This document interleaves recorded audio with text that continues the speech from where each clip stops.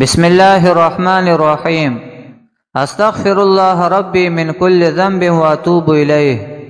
میں اللہ تعالیٰ سے مغفرت طلب کرتا ہوں ہر گناہ سے اور اس کی طرف رجوع کرتا ہوں۔ ان اللہ یرزق من یشاء بغیر حساب۔ بے شک اللہ جسے چاہے بے حساب رزق دیتا ہے۔ یا اللہ کریم ہم سب کی مشکلات کو آسانیوں اور بیماریوں کو تندرستی میں بدل دے۔ ما اصاب من مصیبت الا باذن اللہ۔ کوئی بھی مصیبت اللہ تعالیٰ کی اجازت کے بغیر نہیں پہنچ سکتی۔ روزے کی فضیلت۔ رسول اللہ صلی اللہ علیہ وسلم نے ارشاد فرمایا، اس ذات کی قسم جس کے ہاتھ میں میری جان ہے، روزہ دار کے منہ کی بو اللہ کے نزدیک کستوری کی خوشبو سے بھی زیادہ پسندیدہ اور پاکیزہ ہے۔